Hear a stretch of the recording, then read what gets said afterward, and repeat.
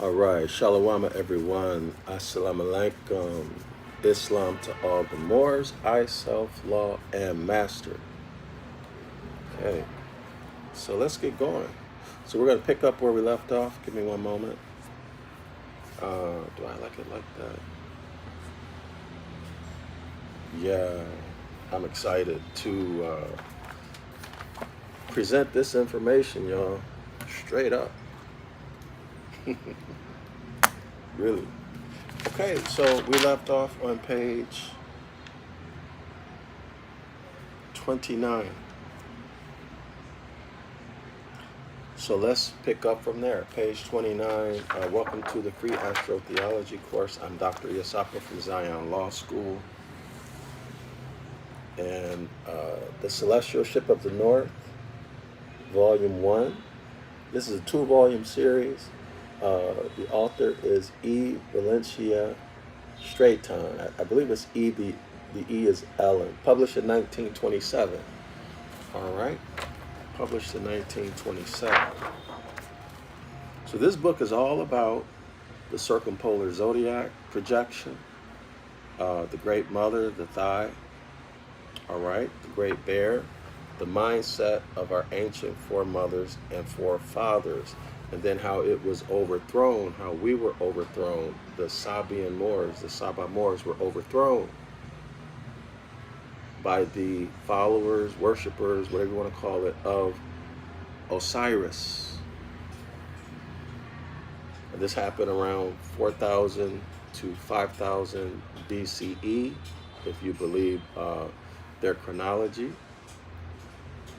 And at this time, the first human pharaoh was Menes.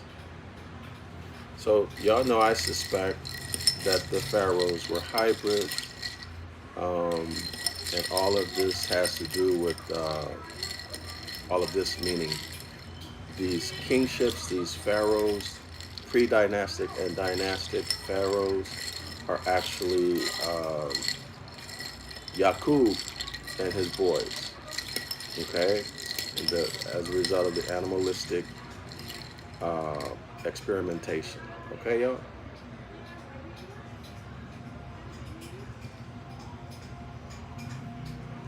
Black coffee with honey. Okay, so let's pick it up. So, yeah, we're on chapter 2, page 29.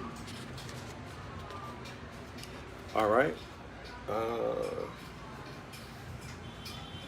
my table is full of water. Hold on, y'all. So we're going to get started. Be patient.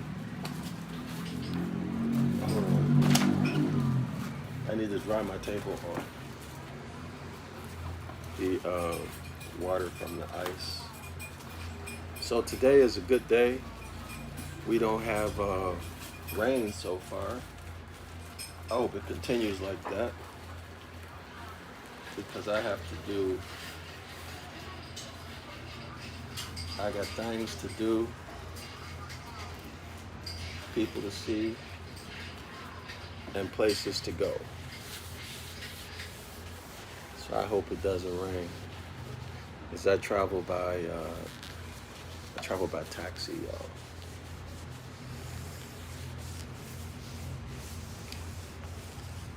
Sometimes I forget the rain is so much easier to deal with than the snow. Okay. All right.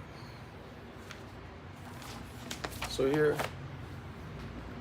I is. Okay, page 29. Is this where we left off, y'all?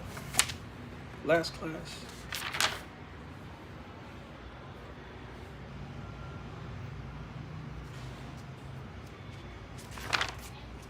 Give me 1 second. We left off on 28. You left off on 28.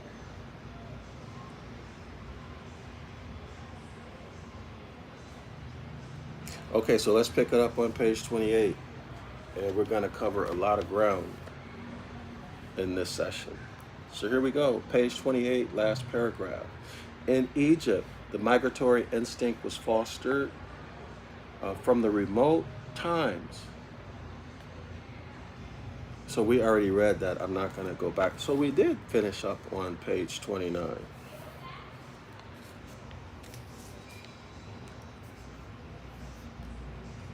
Okay, so first paragraph on page 29, quote unquote, Egypt below was but a replica of Egypt above. That's a critically important point to remember. Egypt below, this would be of course, the Egyptians, the landmass, and the people, okay? The landmass. This, he's going to refer here to only the landmass. But keep this in above. Egypt below was a replica of Egypt above. So this is the Hermetic law of correspondence, as above, so below, as below, so above, right? In other words, what's happening on earth is a reflection of what's happening celestially, okay? Her myths and fables founded on her astronomies have been so misunderstood by many interpreters, so torn to bits in attempts to make history out of myths. Now we have to remember, where did the myths, the mythology come from? They were, our ancestors created as teaching tools, concrete stories or metaphors, okay? Concrete stories, metaphors, to describe, to elucidate what was happening celestially. And eventually these were turned into mythologies, and the mythologies were eventually turned into or remixed into dogmatic religion. Okay, so her myths and fables. So so when we talk about these metaphors, they were metaphors describing universal laws. So the Hermetic laws, the lesser laws, principles, and of course, nature and natural phenomena. Okay? So y'all keep that in mind. Our ancestors elucidated those using metaphors. Metaphors were remixed into mythologies, gods, devils, and demons who had histories and biographies, and then those mythologies were then remixed into dogmatic religions. Okay? Specifically the 16 solar religions, of which Christianity is one, okay?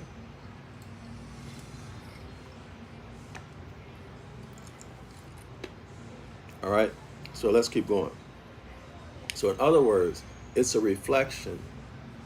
The religion that you see right now is a reflection of natural phenomena, the Hermetic laws, and the greatest principles, or we can even just say principles, okay? Principles that govern the universe, the lesser principles, lesser than the Hermetic laws.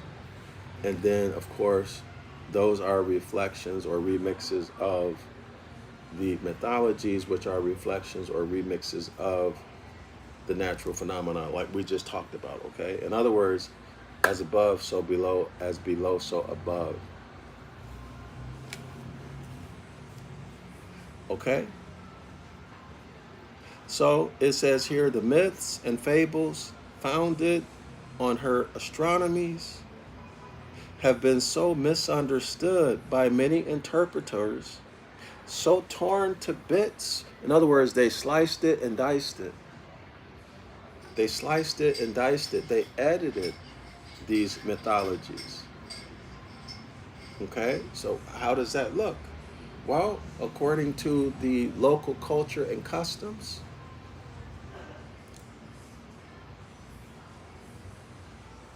they made changes to suit or to customize the dogmatic religion. Y'all see it? That's all. So to suit, again, the culture and customs, the common law, they changed it. They used names and stories that were local. And these would change in the different land masses wherever they were at on planet Earth. Y'all see what I'm saying? So they sliced it and diced it. They cut it. All right? So torn to bits in attempts to make history out of myths. I just explained that their identity is at times barely recognizable. Okay? So the result is what? A camouflaging by intention. Her ancient truths trace back to their Sabian origin. So Sabian origins would be the circumpolar zodiac projection, the Great Mother, the Thigh, the Great Bear, the celestial ship of the North. All this stuff traces back to that, or in other words, it's a reflection of it. Okay, y'all? All right. So all of this traces back to their Sabian origins. Find their verification, confirmation, right? In quote unquote, the Egypt that never dies. The Egypt that never dies. And one of the aspects, I guess maybe one of the greatest aspects of the mindset of our ancient foremothers and forefathers was this understanding that we are eternal. We are eternal. Okay? We are eternal. Self-creating.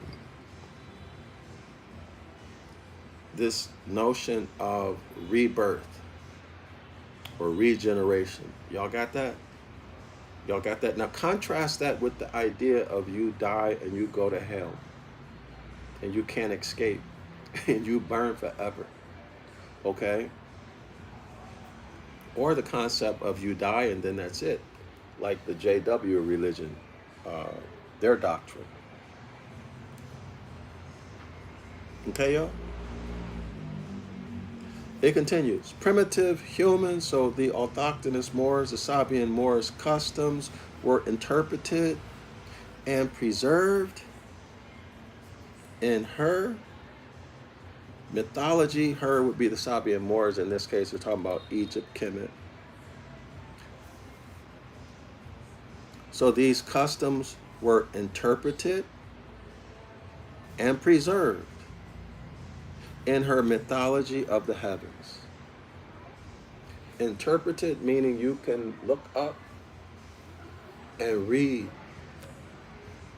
the stars the same way you can open a book and read it and comprehend it. Okay? And what? And preserved in her mythologies.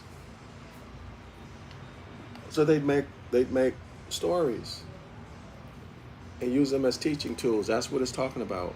Preserving. Okay? They make stories and use them as teaching tools, and you could read the stars and interpret those stories. Preserve those stories. Y'all see what I'm saying? Okay? And were carved deep in the hieroglyphic symbols of her imperishable monuments. So Egypt, Kemet, they built in stone. That's the only thing that distinguished Egypt from its neighbors, who were also their family, right? There was no separation of the people until the Osirians came in and started killing off the Sabian Moors, who did not accept changing their mindset to a solar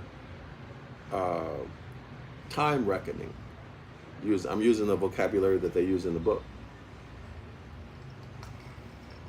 So those of us who wanted to continue with the mindset of our ancient foremothers and forefathers, they wiped them out as best as they could.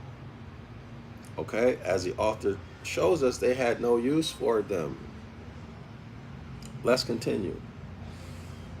All held sacred and divine, these stories, these mythologies, these records kept in the heaven, right? And coming direct from God. Now remember, God to the ancient Egyptians, when you look at page 14, is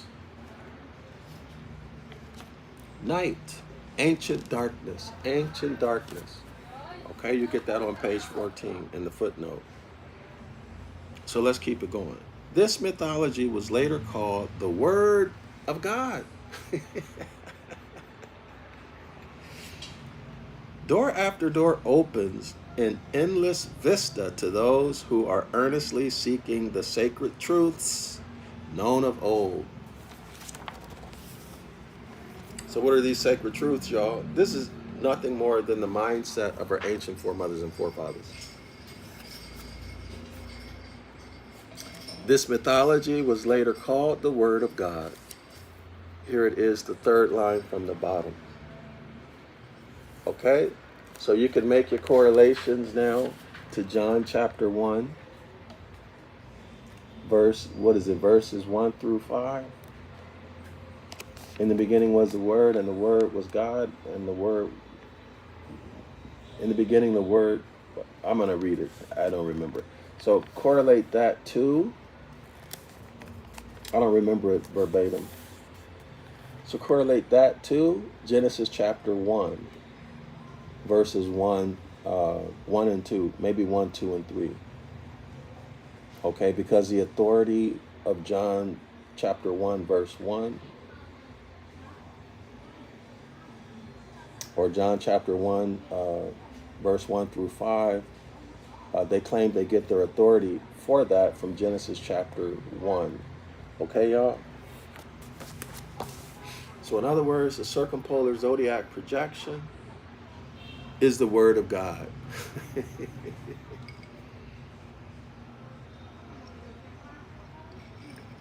The word of what, y'all? Absolute darkness. Absolute darkness, ancient darkness. In other words, pure spirit. Pure spirit. The North Celestial Pole is, the Great Thigh is, the Great Bear is, the place of reformations, formations, production, or you can just simply say birth or rebirths. Okay, let's say rebirths. All right, y'all?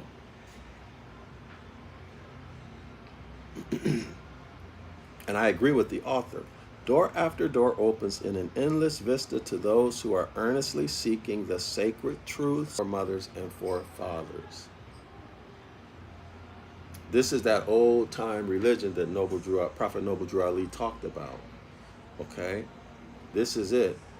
A return back to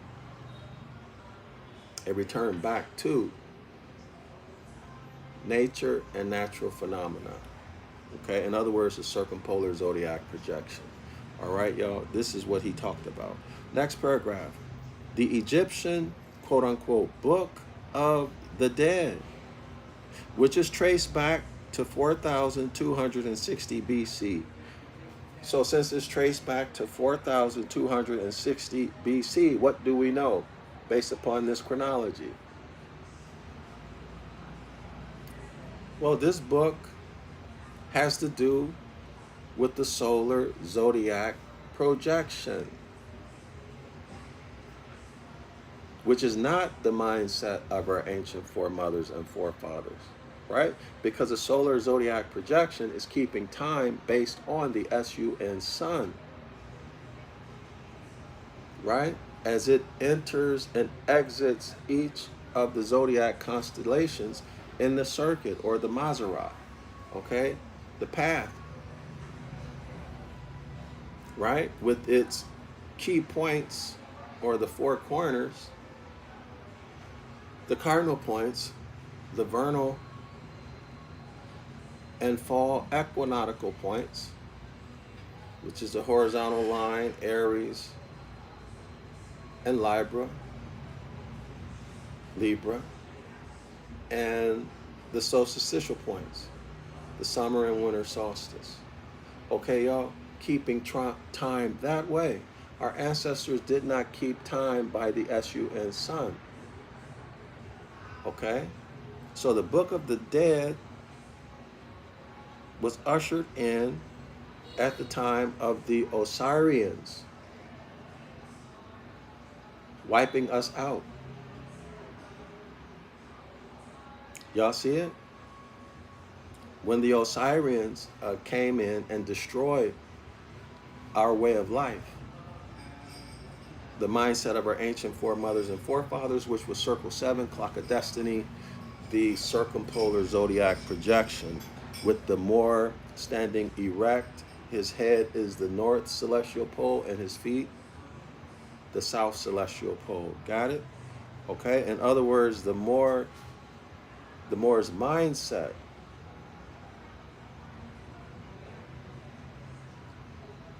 was in nature and natural phenomena, the Hermetic Laws.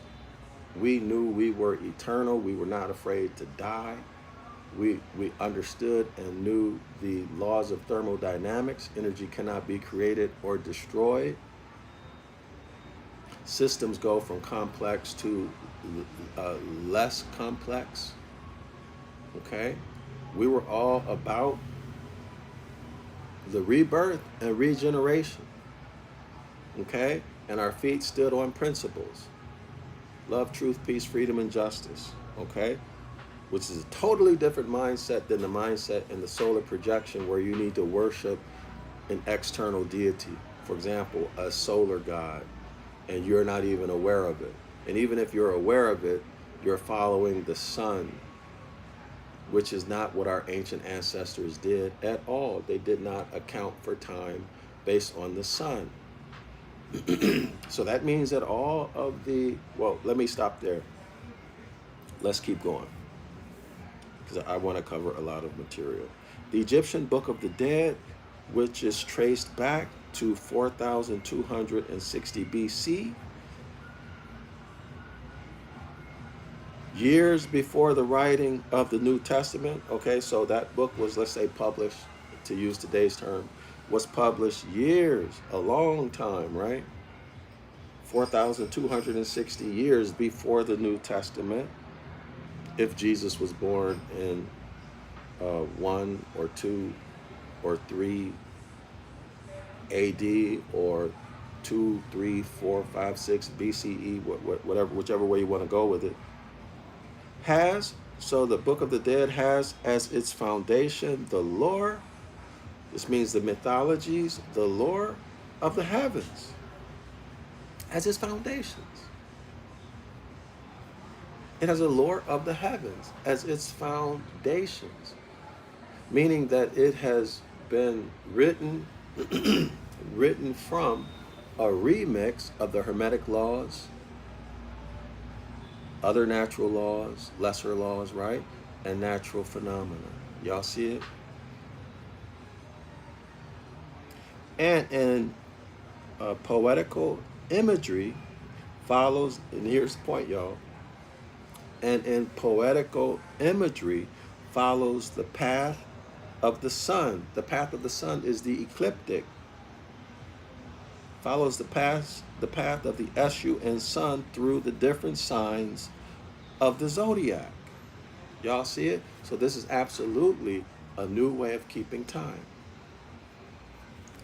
Many phrases, many headings of the chapters of the New Testament are similar to those headings and chapters in the quote-unquote Book of the Dead. Egypt originated calendars, the incorporation of stars into groups and constellations, and first recorded solar motions. Solar motions. I'm assuming he's talking about orbits, etc. Planetary orbits, etc. Okay, y'all?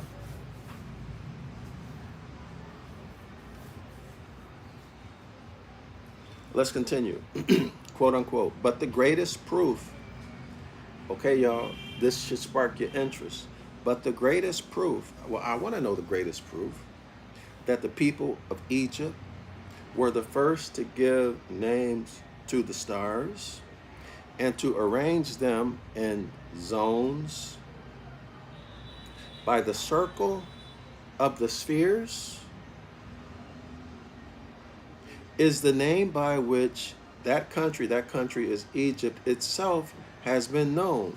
It was called, quote unquote, Egyptian, from its being overflowed, flooded, while the sun was in the sign of the goat. Okay, so when the sun was in Capricorn, the sign of the sea goat, the Nile Valley would be flooded, overflow. This name is compounded of ages, a goat. Let me show y'all this. Okay, so now we're looking at linguistic or etymological evidence. And this is why etymology is so important, y'all. This is why my project to correct the book of the law is so important. Because the keys and the answers, meaning, are in the meaning of the words, the denotative meaning of the words. You just need to have the patience, well, the time and the patience and the critical thinking skills to work your way through it. Okay? So let's continue. Also the interest, right? And the finance, because it's very time consuming to do this. It's very time consuming. Okay, so Aegis, the word is spelled Agis. It means a goat. Okay, a goat. And then Ob, which means swelling of the river, and Tan, which means a country, which makes, when you put these roots or these three words together, Aegis plus Ob plus Tan, okay, it means Egyptian, which means a country overflowed by the goat, which agrees with the original fact. So let me show y'all these. Y'all see it?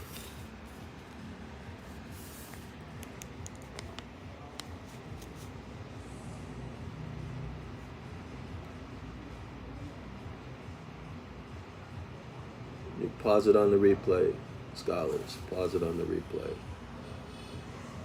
Hope everyone can see it. Okay? So he continues. But besides being called Egypt and Aman, it's called Aman. Aman is what? A sun deity, a solar deity. It was called Mitzrayim, from which distinguishing epithet we may conclude it was a country whose people first gave the names of the stars. Misraim. Keep that in mind, y'all. Misraim.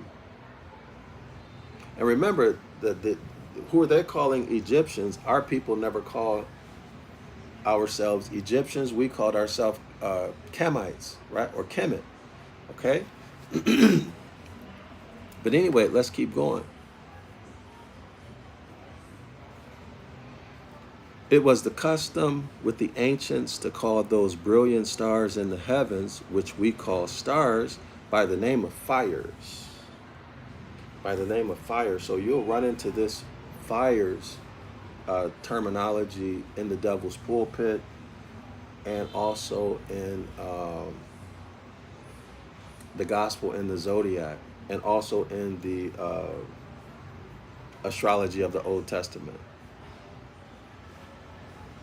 Okay? Thus, then, this country was acknowledged to be the first that studied the stars by its being called Mazaroth. Oh, that's very interesting. What's Mazaroth, y'all? Mazzaroth is the circle or that old path that the prophets told us to return to. Astrologically, Mazzaroth is the circle or that path, as a matter of fact, let me show it, around which the constellations are aligned, that belt, okay, around which the constellations are aligned. Okay, so Egypt was called Mazzaroth. Isn't that interesting? Or Mitzrayim. It has been sufficiently proved by the union of the tropics, so that would be the Tropic of Cancer and the Tropic of Capricorn, 23.5 degrees north and 23.5 degrees south, respectively. So it has been proved by the union of the formed by their zenith to be 40,000 years ago or thereabout. So the footnote says that that citation came from Mackey, S.A., in his book called Mythological Astronomy. I got to get that. So I need to get that book.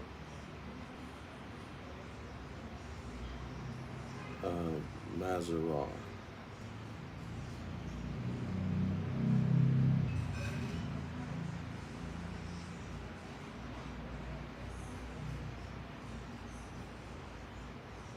One moment.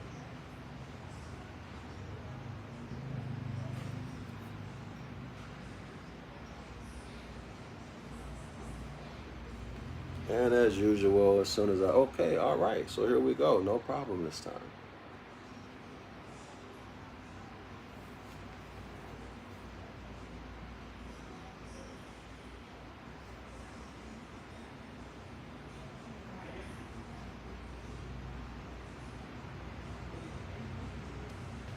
So the circle is the Mazzaroth, the outside circle, okay?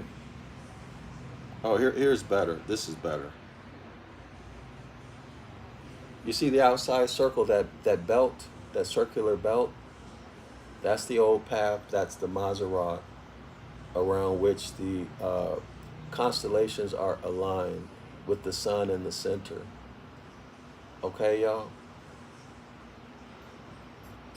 That's what he's talking about. So Egypt was once called Mazzaroth. It was also called Mitzrayim. Okay? So now let's check this out. This gets very interesting in the next paragraph. I hope y'all appreciate what we're about to go through. The constellation of the quote-unquote,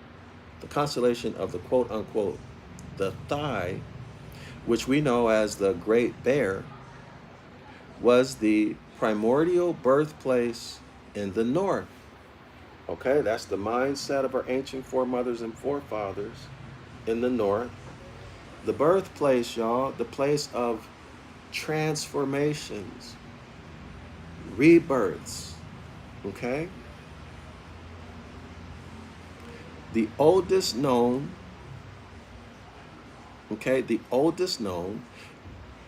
and though mythological and type of the ancient mother, Typhoon, has become historical.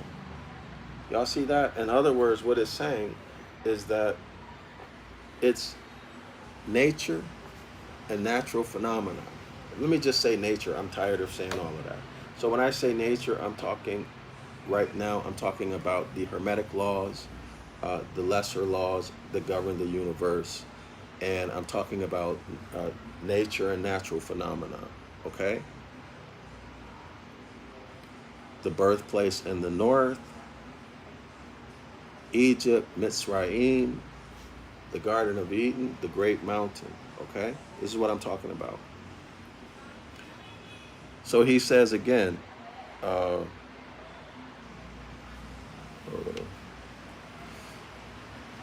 constellation of the thigh, which we know as the Great Bear, was the primordial birthplace, the oldest, the original birthplace in the north celestial pole region, the circumpolar zodiac.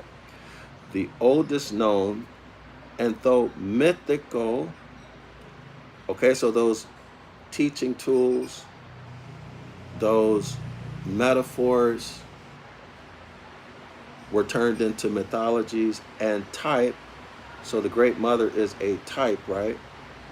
And type of the Great Mother, Typhoon, has become historical. This was done by those who follow the solar, let's call them solarites, okay? The solarites, okay? These people who brought in the solar zodiac projection, who conquered us, and who pushed the solar zodiac projection and religion, okay? So let's call them the solarites. The star Mitzer, which can be seen in the tail of the Great Bear.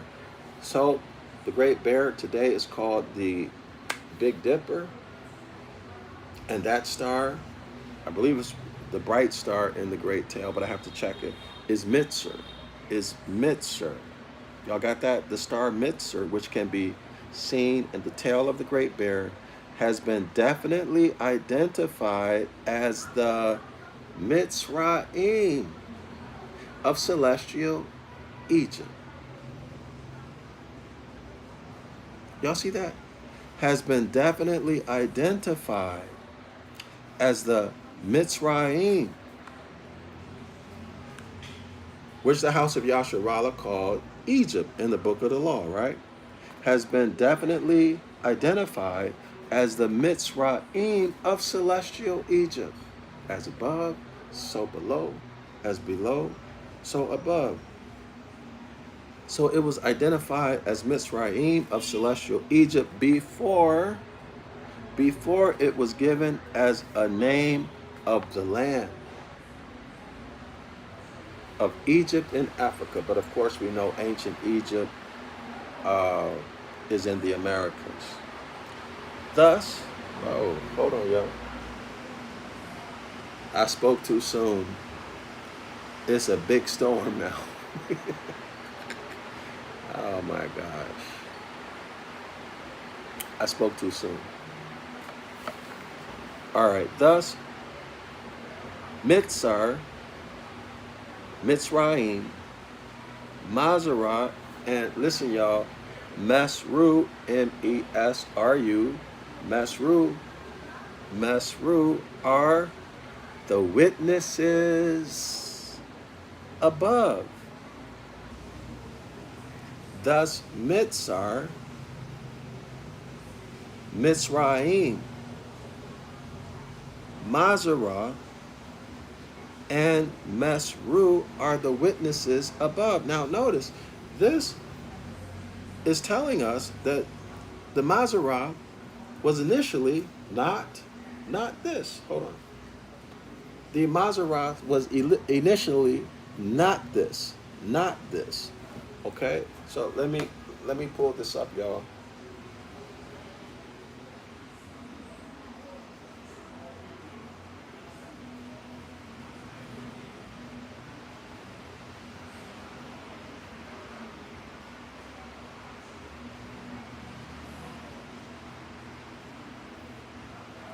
Hold on, y'all. This is great. Wait a minute.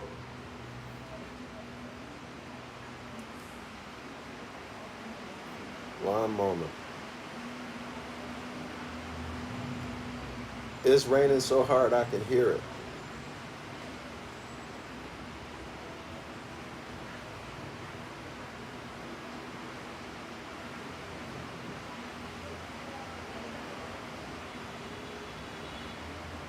Hold on.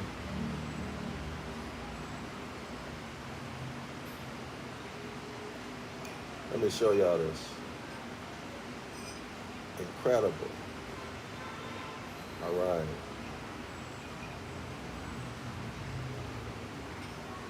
Do y'all see Mitzar? Y'all see the remix that took place? They took the prominent star Mitzar and they named the belt. They named the belt that we just looked at Maserat. Y'all see it? Y'all do the etymology on Maserat. Okay? So according to this author, Thus, Mitzar, Mitzrayim, Maserat, and Mesru are the witnesses above.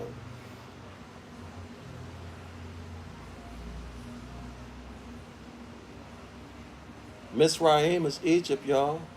The Great Bear. You're looking at the Great Bear right now. Okay? These are the witnesses above. Hold on, I want to show y'all something else. Hold on.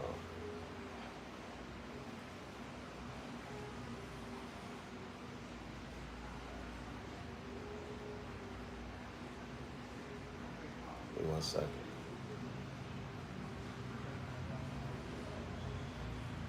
All right. So here's the Great Bear, Ursa Major.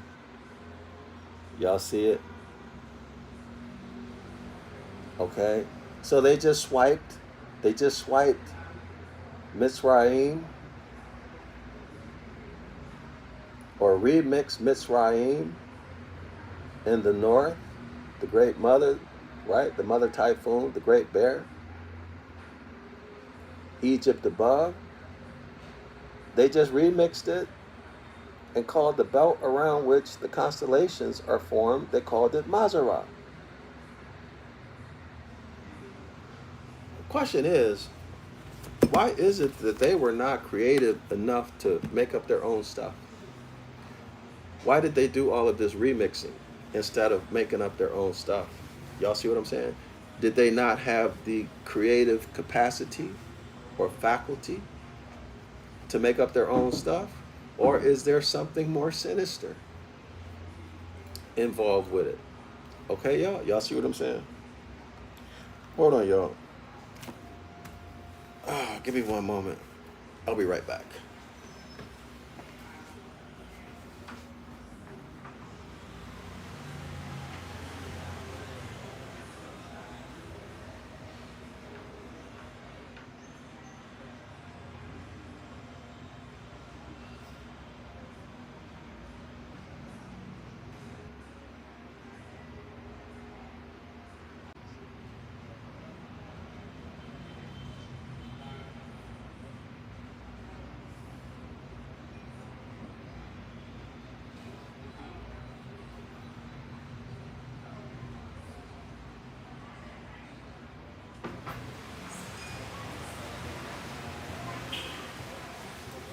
All right, y'all, I'm back.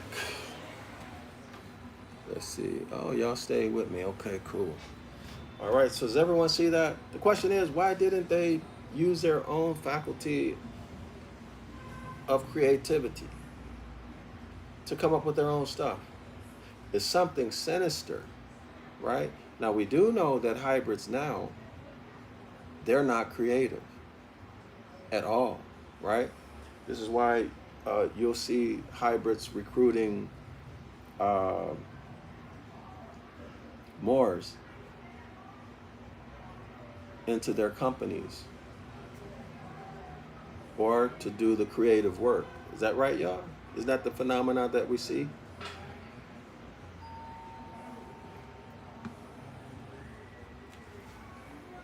Okay. All right, so let's keep it going. Let's keep it going. I hope y'all understand. Well, let me show y'all something. Hold on. I don't want to give this away. I did a challenge. I sent a challenge maybe 1 hour or so ago to a few of my friends.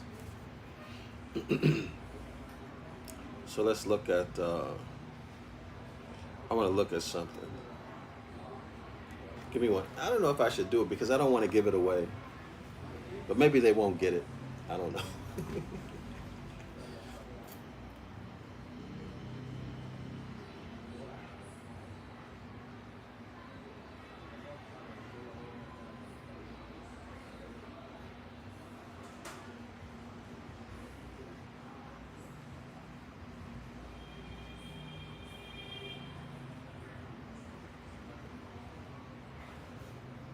Hold on, y'all. Let me find this verse.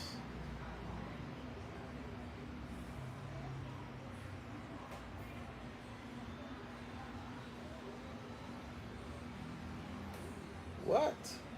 Okay, so I sent y'all, if y'all listen, this link I sent y'all doesn't have the word.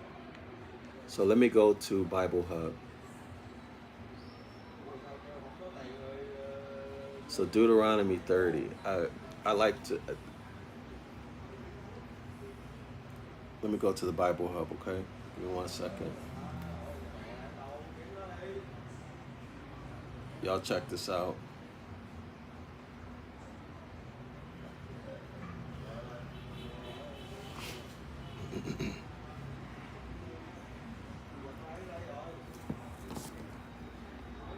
Check this out.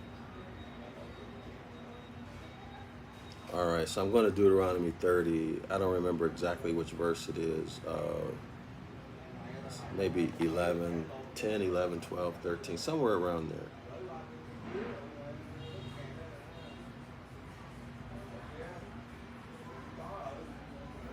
Oh, verse 19. Oh, I sent y'all the right verse. I looked at the wrong verse. I sent y'all the right one. Okay, Deuteronomy 30, verse 19. I think this is KJV. I call heaven. Remember, there's a heavens above and a heavens below, right? I call heaven and earth as witnesses against you. Today that I have set before you life and death, blessings and curses. Therefore choose life, so that you and your descendants may live, and that you may love the Most High your power, obey him, and hold fast to him, for he is your life, and he will prolong your life in the land, as above so below, as below so above, in the land that the Most High your power has sworn to give your forefathers, to Abraham, Isaac, and Jacob. Do y'all see that? So you would have to go into the interlinear, right? So I'm not going to give it away. And also look at it in look at it in other verses too, y'all, okay? But let me see if I can find the interlinear. Hold on. Let me find this in the interlinear. Why don't I see it?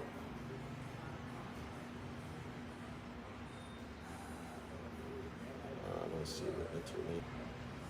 I'm gonna give you.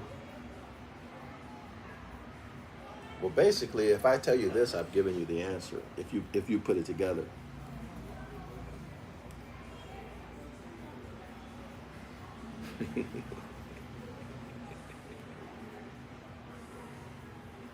Okay, Deuteronomy chapter 30, verse 19. I call as witnesses against you today heaven and earth, life and death, before you that I have set, blessing and cursing. Therefore choose that life. Okay, therefore you choose life, rather, that both may live you. Let's stop there. So y'all know this text is read from right to left, okay, not left to right. So take a look at this. Y'all take a look. Take a look. Y'all see that? Everybody see that? Of course, this is not ancient Ibaryath pictographs. This is biblical Hebrew pictographs with its dots and dashes, the Nakud. This is not ancient at all. Okay, they just made it up.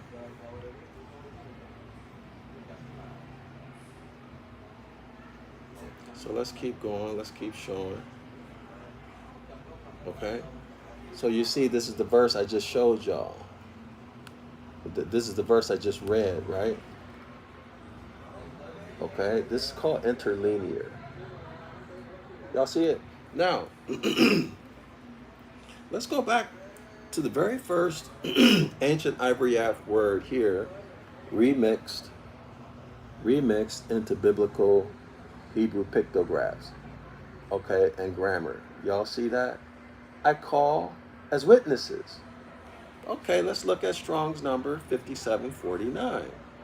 If you've been in my classes, you know what Strong's numbers are.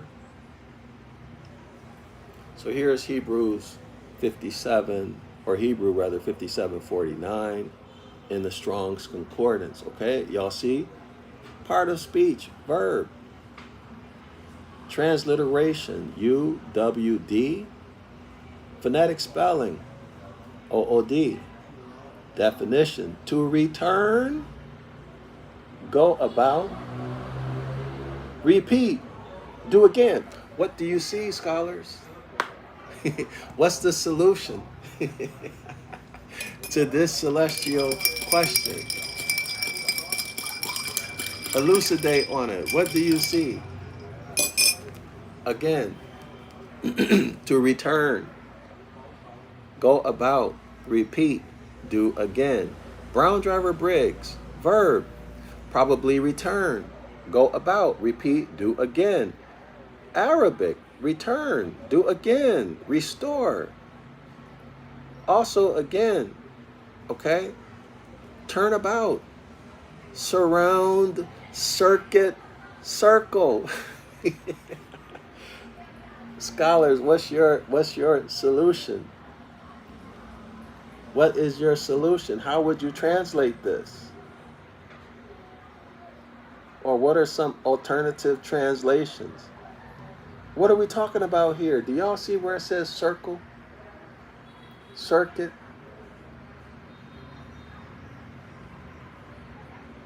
Return? Start at point A? Go around the circuit? Go around the circle until you return to point A again? Isn't that the same as returning and do it again? Isn't that the same as habit, turnabout? Isn't that the same as what, y'all? The Maserah?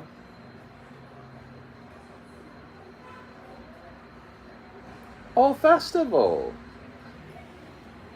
So the feast days, the festivals occur when? As the sun enters into and exits specific zodiac signs, marking the seasons. Right? Right? Okay. Those are the feast days. Do y'all see it?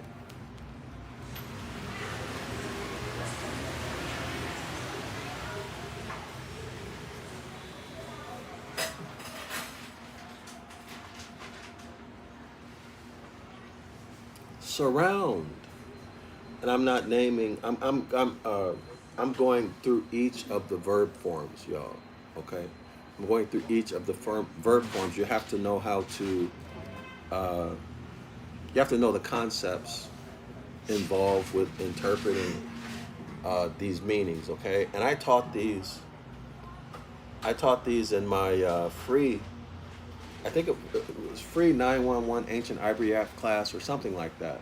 All you needed to do was to buy the book, the textbook, and you could enroll in the class for free. I taught all of these concepts. So many of you might remember this, how to deal with that. If you don't, practice or come to class on Saturdays, right? And we can start going over it. Bear witness. Isn't that interesting, y'all? Bear witness. You mean they're playing a mind game, hiding something right in front of your face? Bear, as in great bear, as in the star Mitzram, or Mitzer rather, in the handle of the Big Dipper, in the handle of the Great Bear. Bear, B-E-A-R, witness. Witness. Y'all see how you've been played? See how you've been played? A mind game?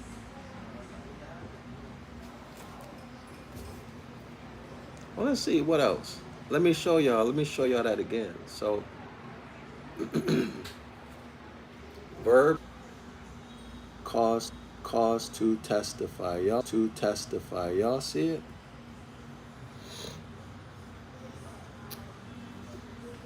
All right.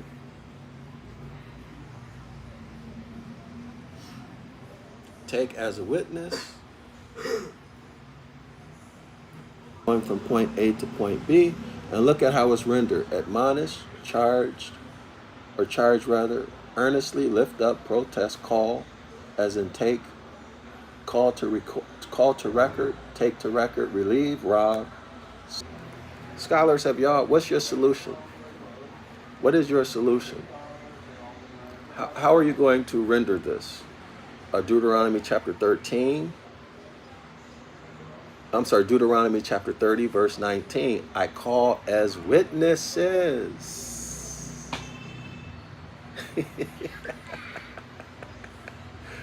I call as witnesses against you today. So let's look up the word bear. Well, first let's show bear again celestially. Celestially, let's show bear. Give me 1 second, y'all. I gotta go back.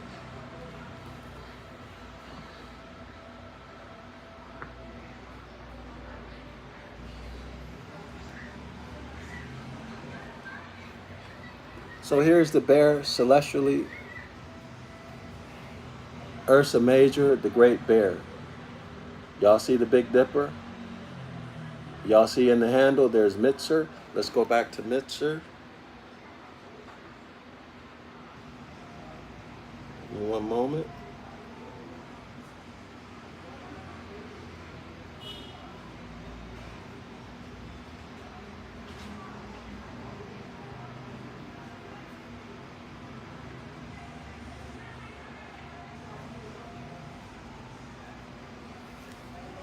There's Mitzer in the handle. Y'all see it?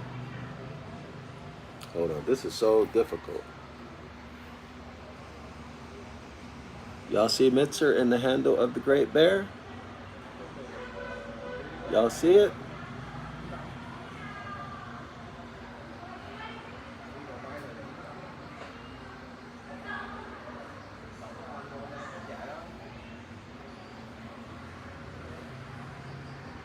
Everybody see Mitzer? All right. So let's deal with the meaning of bear now. So one of the meanings of witness is bear. Well, you can't make this stuff up.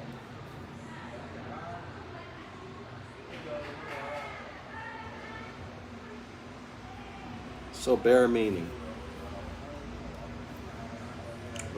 So I Google searched it. Let's see. Oops, hold on. I had to go back to, yeah.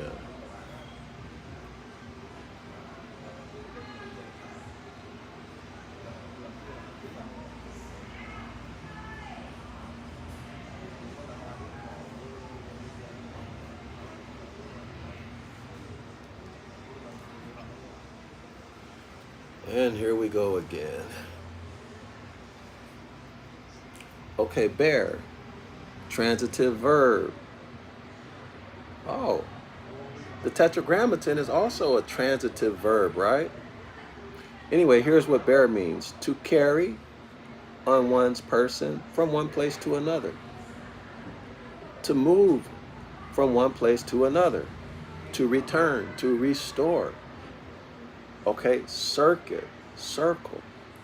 To move from point A to point B. Okay, y'all? To move from one place to another while containing or supporting something, convey or transport. The next meaning, to cause to move by or with steady pressure. Okay, y'all, so bear. Do y'all see that they're using this to have a coded meaning? It's encoded Do y'all see it? Do y'all see it's encoded? So let's show.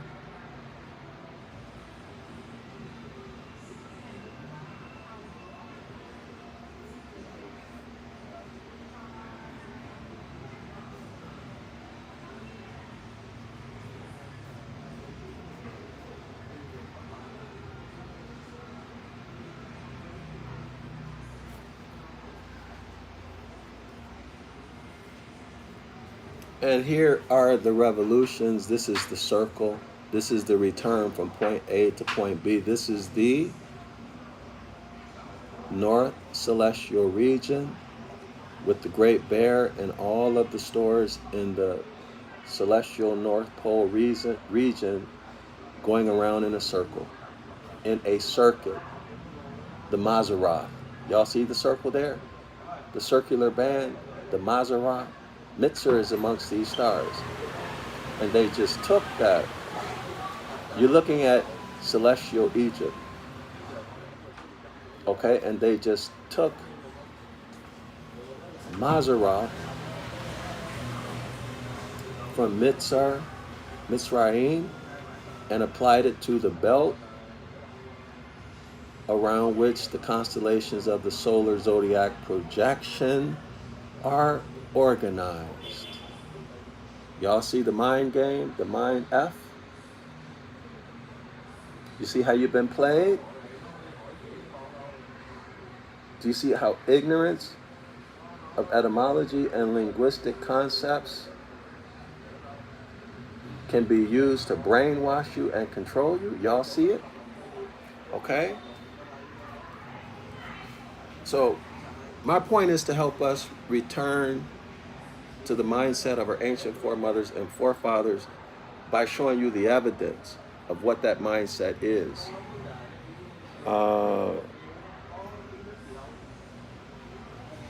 Okay, y'all?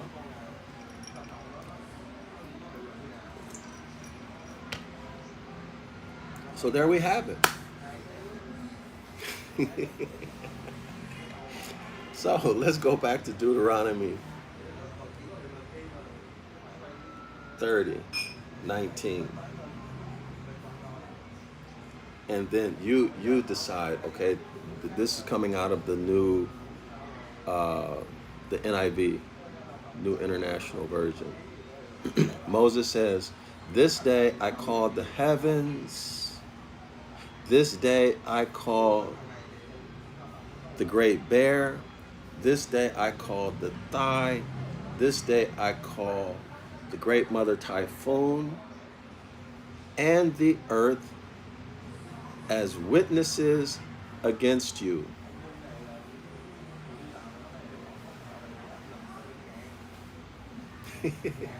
As above, so below, as below, so above, as within, as without.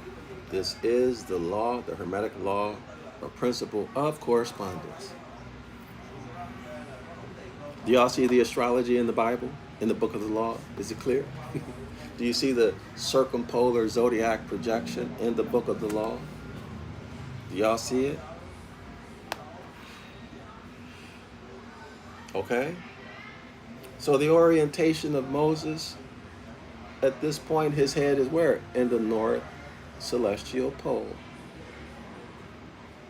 Beginnings, rebirths, new beginnings, rebirths. They're leaving Egypt and going into the promised land, a new beginning.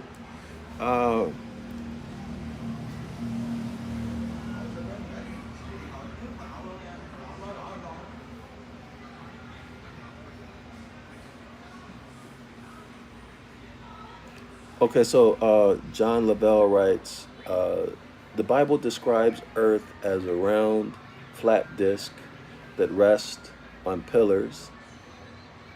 It is covered with a firmament or dome that separates the waters above from the waters below. The Earth is flat. Okay, well, thanks for that information. There is a celestial solution to what you're talking about. And we'll get to that. I don't remember if it's in this chapter or the next, but we'll get to it. If you're interested, hang around and you'll get it. Okay? But you don't need me. You can get this book. Our textbook is The Celestial Ship of the North, published in 1927. The author is E. Valencia Straighton. Okay, volume 1. So you don't need me. You can get this book for free online. Okay? So let's keep on making it do what it do. And by the way, John, the topic here is not whether the earth is flat. And it's also not whether the earth stands on pillars or not. That's not the topic here. Okay? But I do appreciate your comment. So let's continue. Let's continue. Next paragraph, page 30. Page 30. The constellation of the thigh. Oh, we already read that. So last paragraph on page 30. There is a fragment of ancient lore, ancient mythology given in the Hebrew scriptures, which asserts that the line of Mitzrayim comes from Ham or Cam joined with Cush.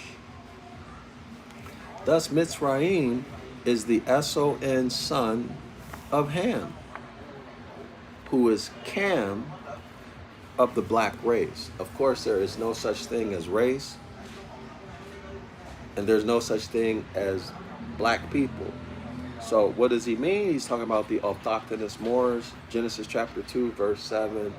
Moors who are thought made manifest from the soil, who have their origin in the first Hermetic law, which is mentalism. Thought is a function of the mind. Okay, y'all? And that the black race and that the autochthonous Moors were the first on earth, just as it was in prototype in the heavens. Just as it was in prototype in the heavens. So here again we see as above, so below, as below, so above. But I don't agree with this, because it was Yaqub. It was Yaqub through his animalistic experimentations with his 12 feminine scientists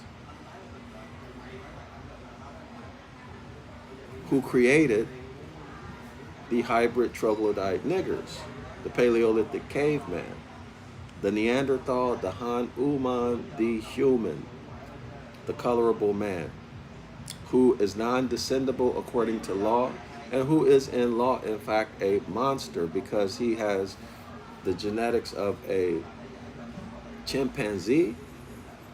He comes from, a genetic engineering project that joined the sperm of a chimpanzee with the egg of a boy by a woman to produce what we call Neanderthal, or the Han Uman, which is a condensed, or the human, which is a contracted spelling of Han Uman.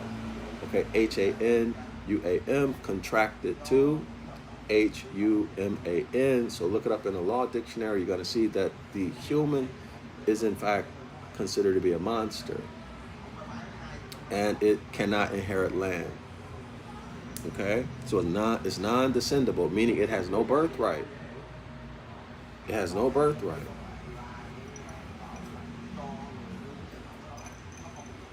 Meaning it has no rights. This is why our ancestors gave them human rights, right? We gave them human rights. And that's a story within itself. So let's keep it going.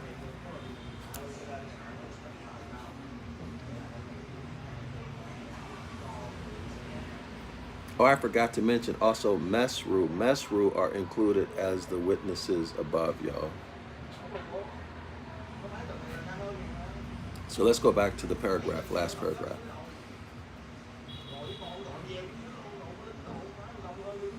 Mazzaroth, in its Sabian origin, Mazzaroth in its Sabian origin meant the stars, the fires of heaven, while Mesru, M-E-S-R-U, is the equivalent of the Hebrew Mitzar. In its plural form is Mitzrayim. Y'all got that? Mesru, M-E-S-R-U, is the equivalent or is the Hebrew Mitzar, and Mitzar in its plural form is Mitzrayim. So Mitzrayim is Mesru, M-E-S-R-U. Mest, M-E-S-T. Hold on, yo.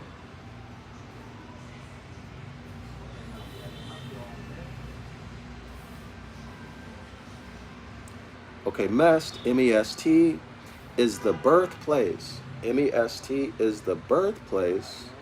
So this would be the celestial north circumpolar region. And Ru, R-U, means the door, the gate, mouth, or opening. Thus, Mitzru, M-E-T-Z, R-U means or is the outlet from the birthplace. The outlet from the birthplace. Y'all see it? So in other words, this is where the transformations, the reformations, the reproductions have their origin, and then they go out. Y'all see it? All right. Where is it? It's found in the constellation of the Great Bear, which is the Great Thigh, and called the matrix of the world. Let me show y'all this.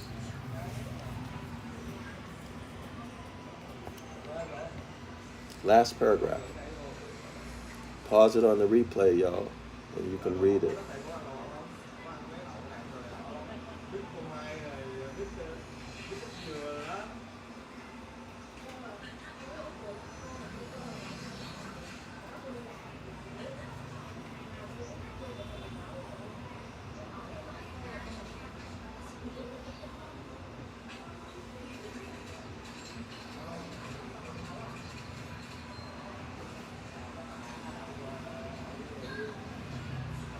Y'all see it? All right. So when the Moor stands erect, his head represents the north celestial pole. Rebirth, new beginning, regeneration. The what, y'all? The Moor comes back. The Moor comes back. This is the mindset of our ancient foremothers and forefathers. We are back. Do y'all see it? Rebirth, regeneration, new beginnings. Okay?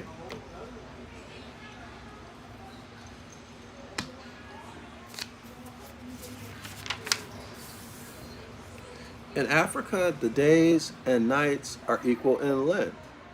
Okay? So that means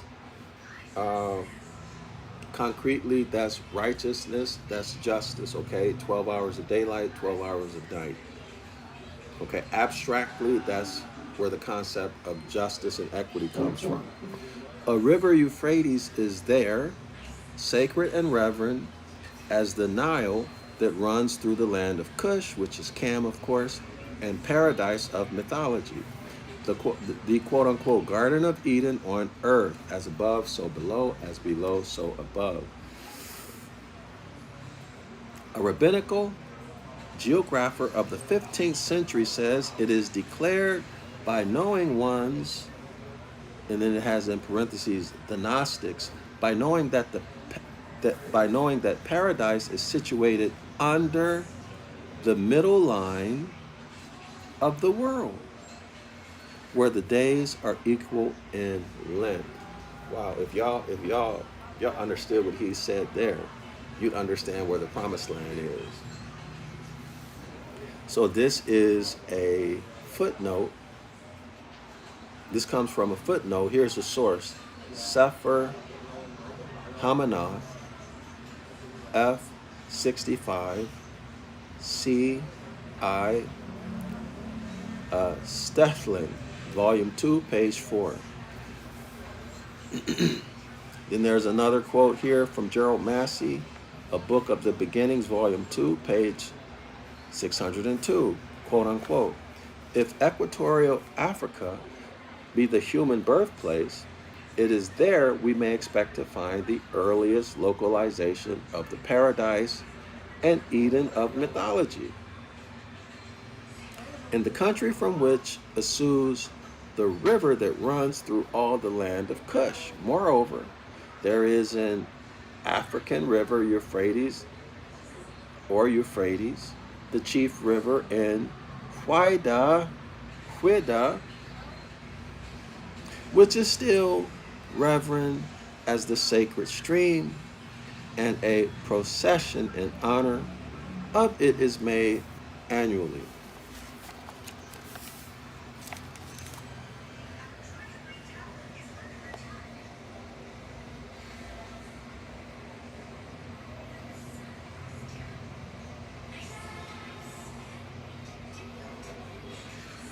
Let me give you a clue.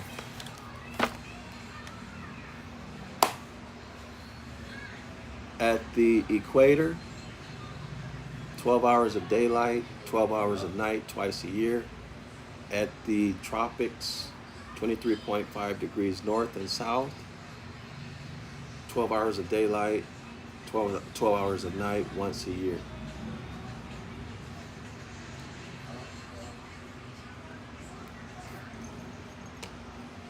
Okay, y'all? This band is often referred to as the coffee belt. Okay, and it spans across continents. Okay?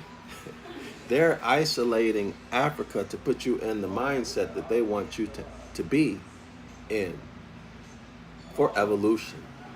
All life comes from Africa. Why? Because the Americas, this is the old world. And they need to take your mindset off of that.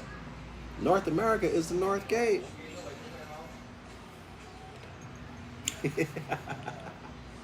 North America is the North Gate. South America would be what? The South Gate.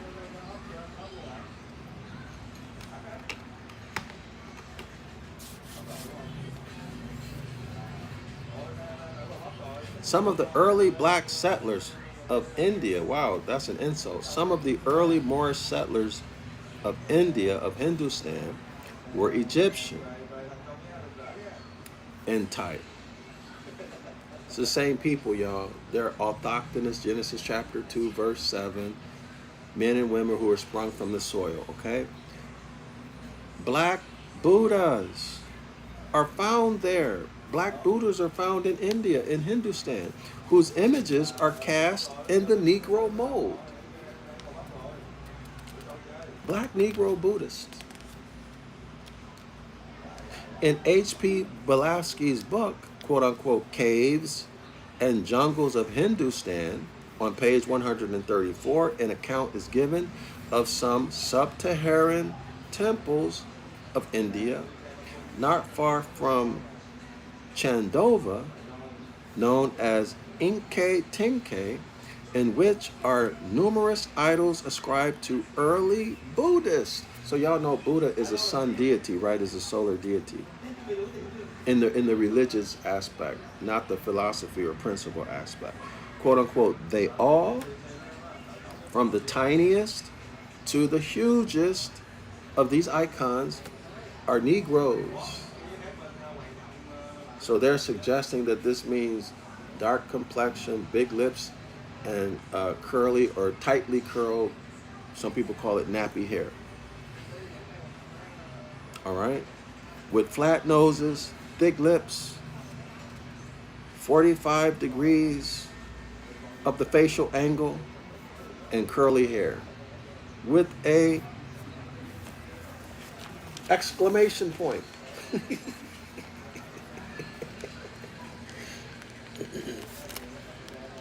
With an exclamation point. Y'all see that? I'm pointing, my finger's pointing at the exclamation point. Read this for yourself.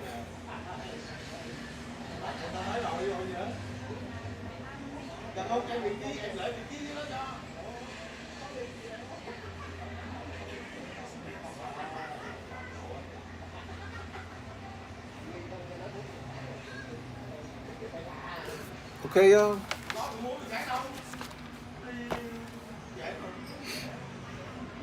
The unexpected African type, unheard of in India. Unheard of by who? You mean hidden. hidden. Hidden by the hybrids. Hidden by the solar, what did I call them earlier? The solarites. Hidden by the solarites. Okay? This unexpected African type, these Moors in Hindustan and India, unheard of in India, upsets the antiquarians entirely. They don't like it. They want to hide it. Okay? These people who are in, these beings who are in power right now, they want to hide that, the power structure today. And then, right? This is why the archaeologists avoid mentioning these caves. What are these caves, y'all? Go out and do some research on it. Okay? It says where? On page 134 of Madame Blavatsky, of H.P. Blavatsky's book, quote unquote, Caves and Jungles of Hindustan. On page 134, an account is given of some subterranean temples in India not far from Chandova, known as Tenkay, Enkay hyphen Tenkay. Y'all go research it. Okay, go research it and share it. So let's continue.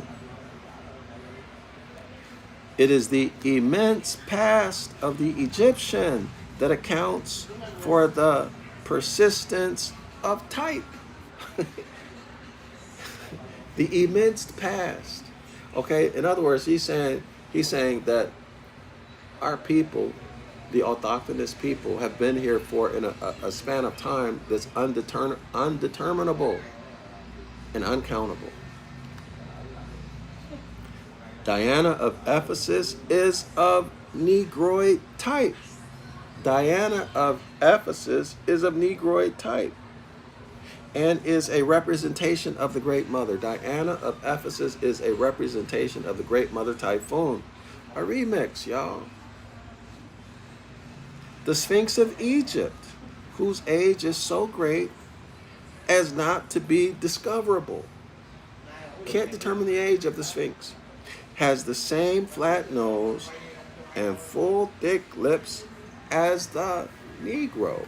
So if you study this in the solar astrotheology body of literature, it's going to tell you that the face of the Sphinx is Virgo, and that the body of the Sphinx is Leo the lion. Okay, and it represents the sun.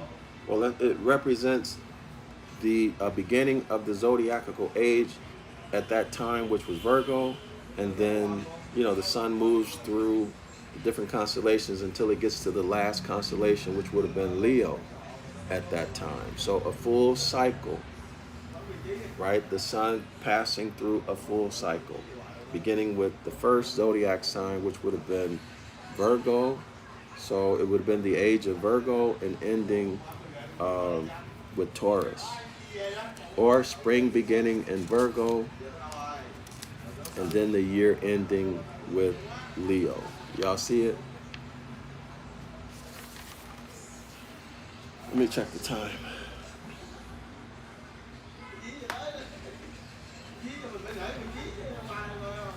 Hold on, y'all.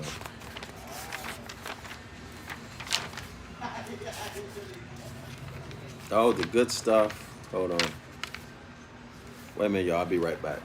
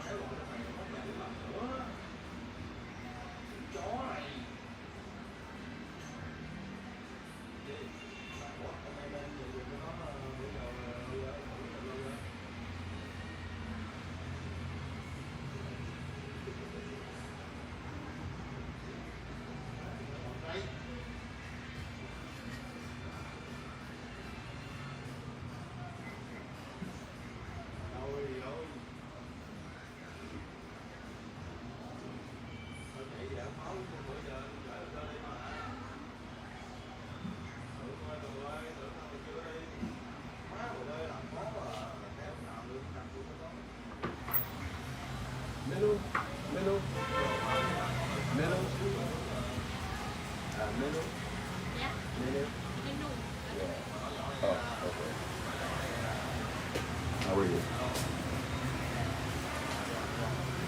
Thank you. Yeah. One moment, y'all. One second. Xin chào. You don't want to? Okay. I don't guess. Yeah. Oh. Yeah. You can say hi to my friends. Yeah. You can say hi. Say hi. Hello. Yeah. She doesn't want to say hi, y'all. All right. I have to eat something. I'm tired. I haven't eaten today yet. Okay, so y'all, we're on page 32. So many such instances point to the prime antiquity of Egypt and to the conclusion that Egypt may indeed have been the cradle of the human race. So in other words, the autochthonous Moors are the rightful heirs to all land, all resources, including water, gas, and oil, including cosmic energy, solar energy, wind energy, and all contracts and commerce. It's ours. They admit this, okay? But it's up to you to understand what this author just said. And we know it cannot be the human race because human is a monster by lawful definition, and the human is non-descendable. Look it up in the law dictionary. And when you understand that Han Uman is the human, is the Neanderthal, is the caveman who's experienced living in the caves, being wild and uncivilized, is what's reflected in the solar zodiac projection. This notion about the fear and wickedness and evil of night and darkness, of winter. Y'all see it? We have always been civilized. We've always had energy. We always had power. Always had electricity. We ain't never been uncivilized. So if you understand this and you understand natural law, you understand that you're the rightful heir. It doesn't take much to put two and two together and now understand why you are treated the way you're treated. Because you're out of harmony with nature. In other words, you're breaking, have broken, historically, maybe even you now, the Most High's commandments, and you're not in your proper status. Okay? Therefore, you get hit with the curses, generationally.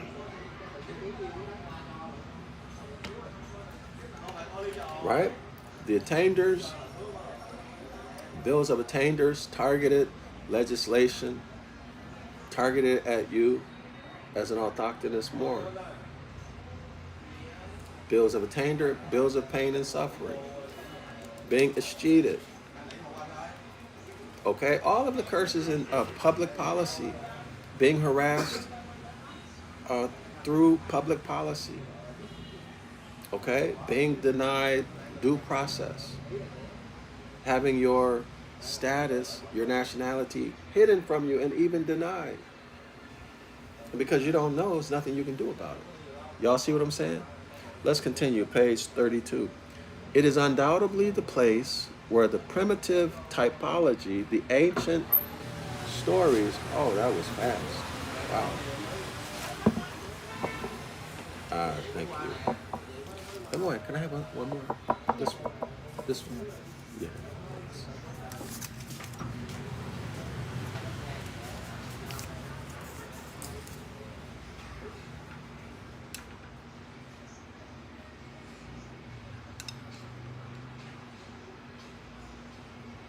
Actually, I think she is probably a nice looking woman. maybe outside of work. Really can't tell.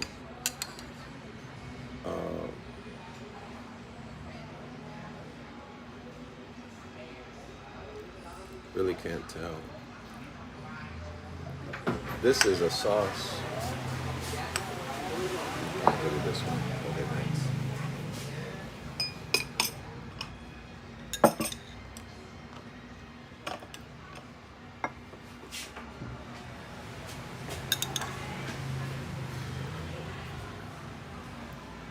I really can't tell, you know, but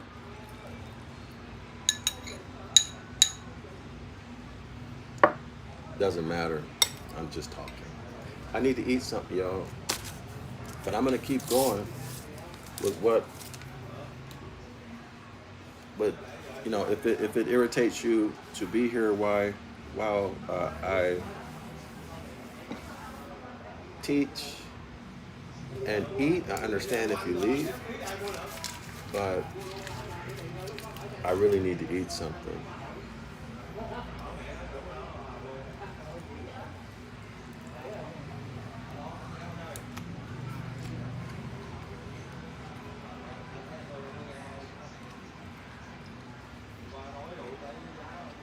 This is veggie.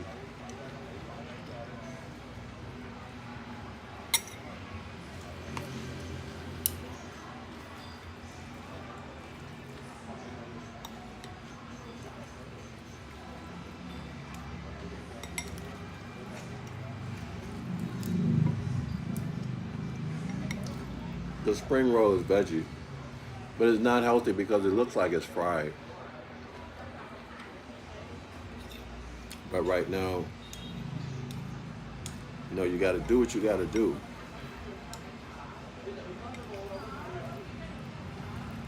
In a situation.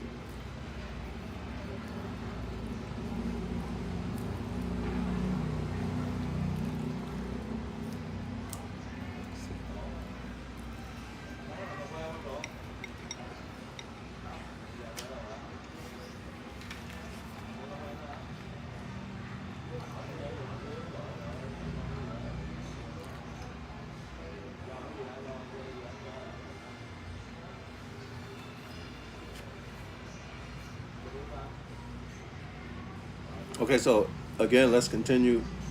Page 32. It is undoubtedly the place where primitive typology, ancient typology, is to be sought and studied. So if you want to learn, go to Egypt. And is the point where history and mythological astronomy converge most closely. In other words, you'll see the remix. But we got to keep in mind that ancient Egypt is the Americas, and that's why they hide it. And that's why they call it the New World. When the evidence clearly shows you that it's not the New World. Okay? Ancient Egypt is the Americas.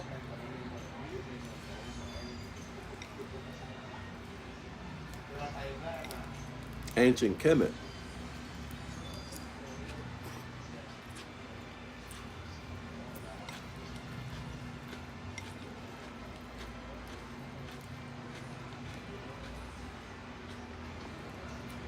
I like the sauce. I like Vietnamese food. That's one reason why I like being in Vietnam. I like the food.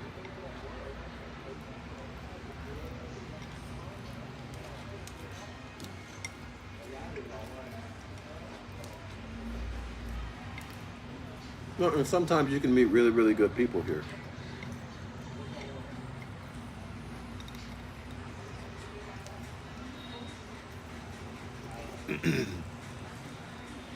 But I don't really deal with foreigners. And I don't care what country I go to, I don't really deal with foreigners because there's too much trouble and drama dealing with foreigners when, you know, who are traveling or expats. A lot of them seem to be unstable in many respects, you know?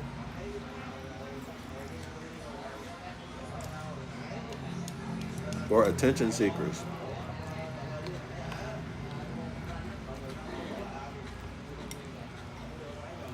If you can read between the lines, you understand what I'm talking about.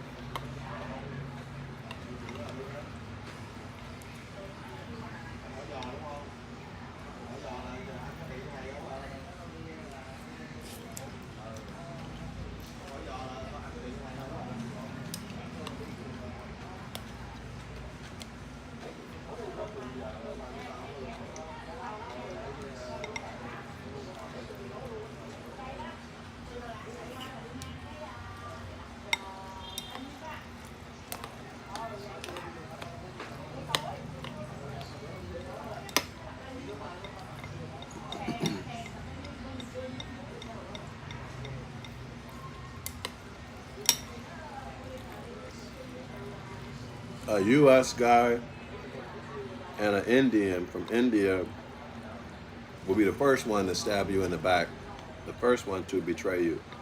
Believe me.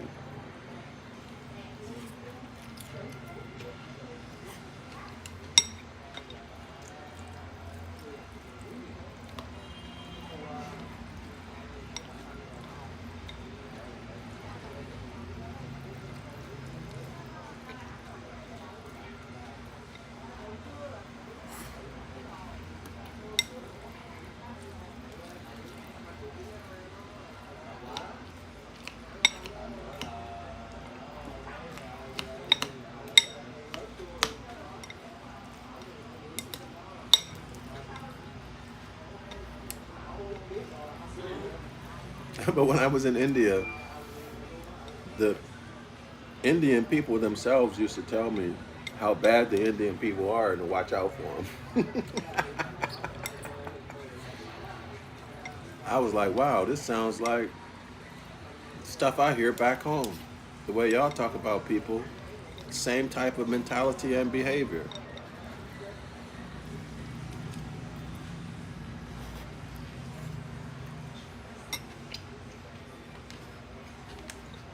Of the black people. Of the blacks, you know?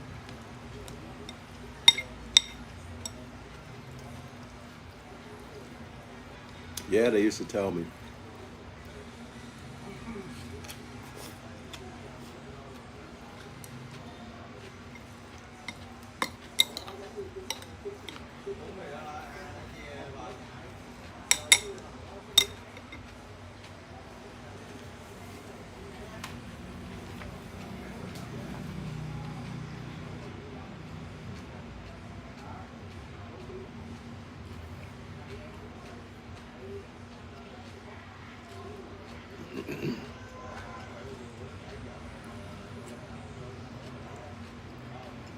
Uh-oh, y'all.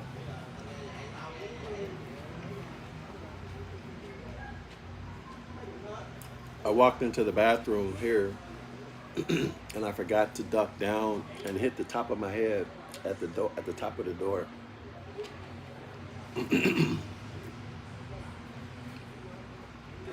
So here we go, y'all.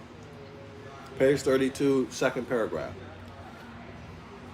The Negroes were thought to be sons of the mythical Ham, who is Cam, a Hebrew derivative of the Egyptian god called Sebek. Sebek Cronus. Do y'all get that? Cronus is time, y'all. Remember, Sebek is the sun. Look at this. Who? Who, y'all?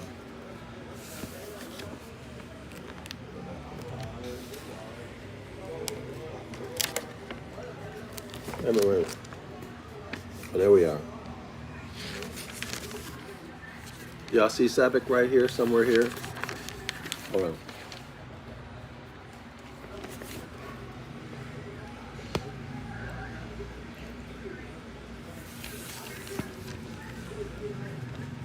I don't know why it's not showing right. Hold on.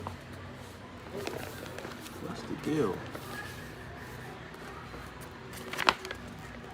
Oh, there we are. Second paragraph.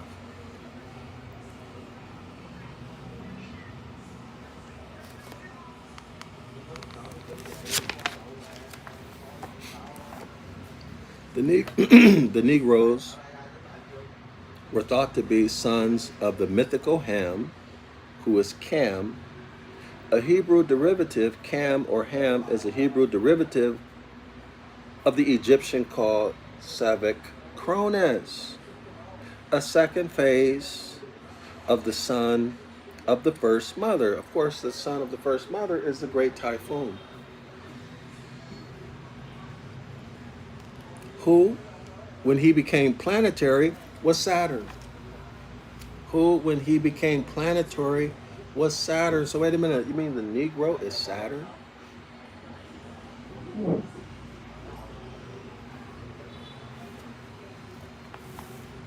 Discipline, justice. Whose color is black?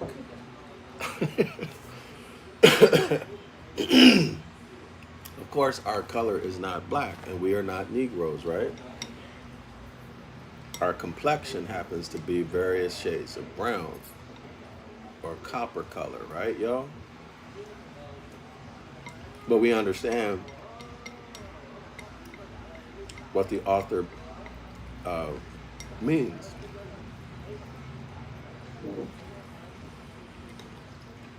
Y'all see the significance of that?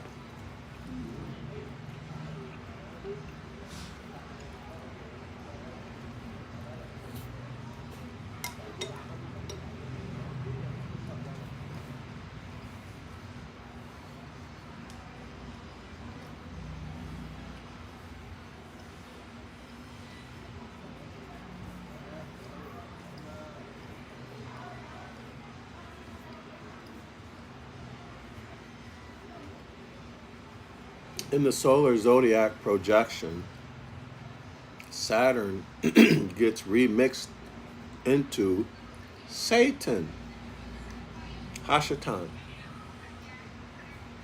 In other words, black is evil. Excuse me. Right? They call you black. Black is evil. Y'all see it? Satan, wicked.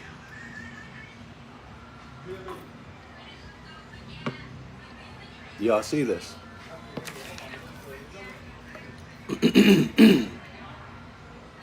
So a Hebrew derivation of the Egyptian god called Savic Ra, a Savic Cronus rather, a second phase of the son of the first mother, a second phase of Sut. Okay, so they remix Sut into another deity called Savic Cronus. So Sut and Savic Cronus. One of them announces time, and the other one, I forgot what it was, but I'll come back to it later. But anyway, this is how it reads. Okay, so Savic Chronos became the planetary Saturn, whose color is black. So Saturn's color is black.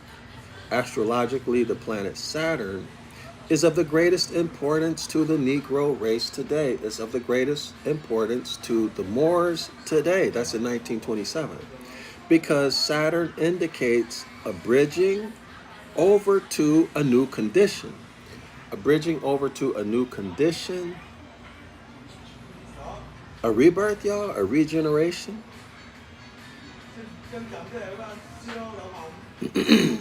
And into an entirely new development, which has to do with Africa, where Saturn has always been particularly potent. So in other words, this author is saying that Saturn has had the greatest, or had a very great energetic impact on the landmass that's called Africa today. All right? Astronomically, the planet Saturn is of the greatest importance to the Moors today because it indicates a bridging over to a new condition and into an entirely new development, which has to do with Africa, where Saturn has always been particularly potent. That's talking about its electromagnetic impact, okay, or effects. Astrologically, the polarity of Saturn must be repolarized In Africa by the Negro race, by the Moors. It has to be repolarized, okay? What does that mean? Saturn can never reach its highest expression in the new cycle. Is the new cycle, is he talking about the zodiac age of Aquarius? Or is he talking about the new cycle as in the solar zodiac projection? Where Saturn has always, Saturn can never reach its highest expression in the new cycle except in its bridging periods. Okay? In its bridging periods. Okay? So let's go back up. Astronomically, the planet Saturn is of the greatest importance to the Moors today because it indicates a bridging over to a new condition. So Saturn indicates a bridging over to a new condition. Thank you.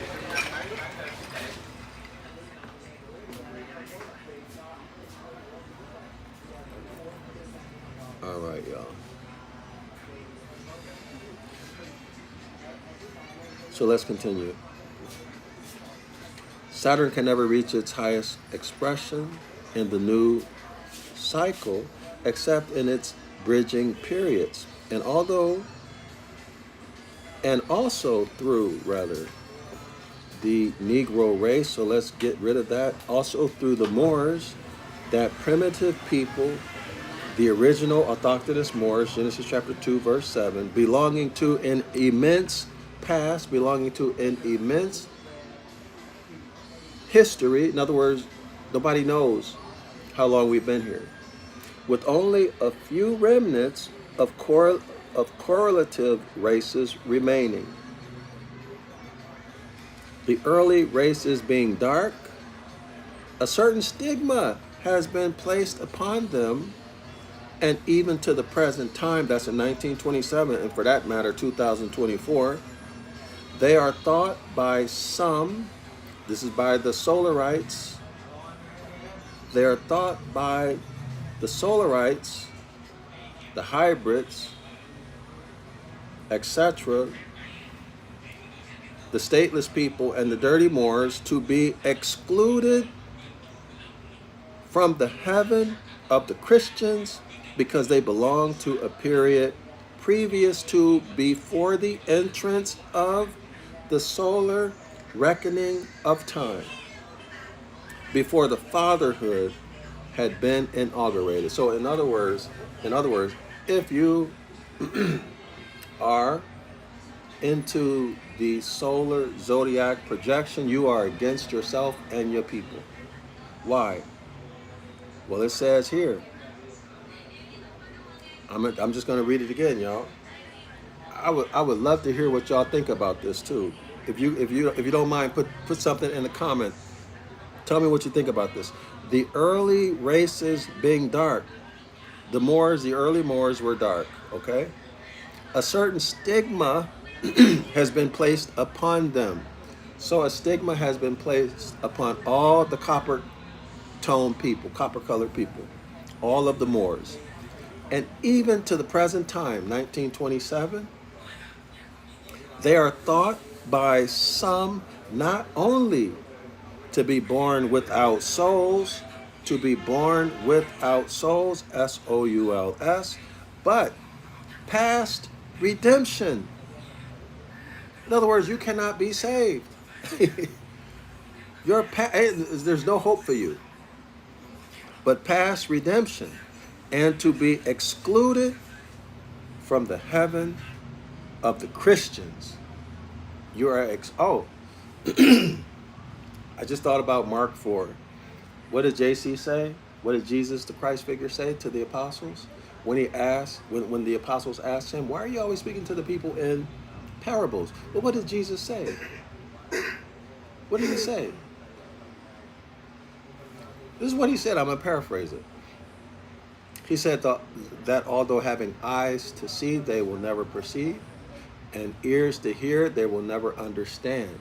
Because if they did, they would have a chance to repent and be saved.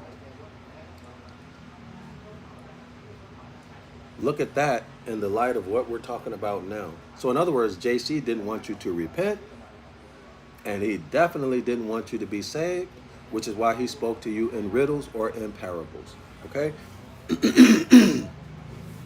The early races, the early Moors being dark, a certain stigma had been placed upon them. Why? Because they were dark. They were copper colored. And even to the present time, 1927, for that matter, in 2024, the Moors, are thought by some not only to be born without souls, but past redemption, and to be excluded from the heaven of the Christians. Why? Why, y'all? Because they belong to a time, to a period previous to the entrance of the solar reckoning of time. He just, or the author just told us the mindset of our ancient foremothers and forefathers.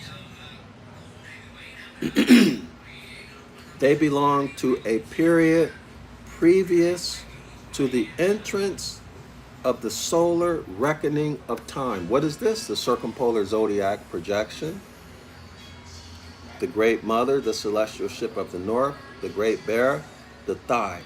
Y'all see it? The Moor stands up, his head represents the celestial north pole, and his feet represents the celestial south pole. Therefore, according to the solarist, therefore, according to the solar zodiac projection and all of its religions, because you are an autochthonous Moor, you're born without a soul. We know that to be true, right? Because a soul, S-O-U-L, is a remix of S-O-L, which means S-U-N, sun. But past redemption, you can't repent, and you can't be forgiven. There's no hope for you. Why? Because you belong to the circumpolar zodiac projection. That's where your mind and everything having to you belongs. Okay, anything that you have comes from the celestial North Pole and South Pole. Okay, this is the mindset of our ancient foremothers and forefathers. And because that's where we belong, we ain't got nothing coming in the solar zodiac projection. You can't be forgiven. Right? Your sins can't be forgiven. You can't repent. Okay? You can't be saved. Why? Well, for the reason what we just covered. But they are past redemption and to be excluded from the heaven of the Christians because they belong to a period before the introduction of the solar zodiac projection, before the solar zodiac projection reckoning of time came in, before fatherhood had been inaugurated. Okay? So it's the Father who's doing the forgiving and the saving and the resurrecting in Christianity.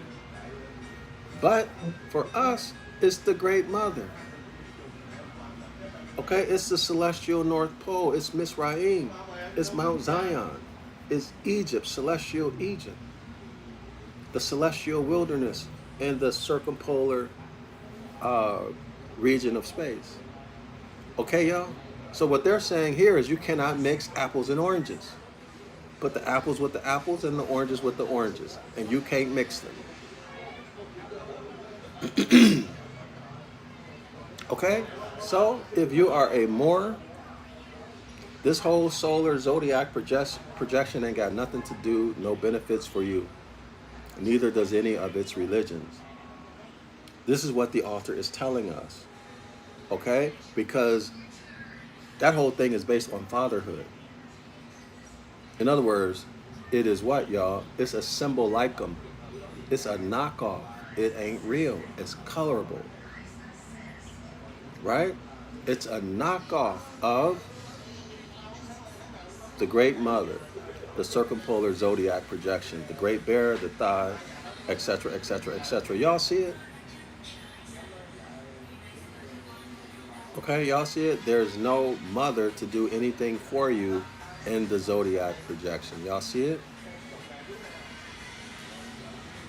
So he continues. This is a particularly provincial and grotesque opinion about the earlier races to entertain at the present time. Let me go, y'all. This guy is being rude. He's playing his music to interfere with what I'm doing. I don't want to get the video. I don't want the video to be taken down, but he's being a ASS hole. Grown man watching playing video games at he should be at work, right? At 1:43 in the afternoon. I'll come back and we'll finish this up on the next one, y'all. Shalom Islam to all the Moors. Assalamu alaikum.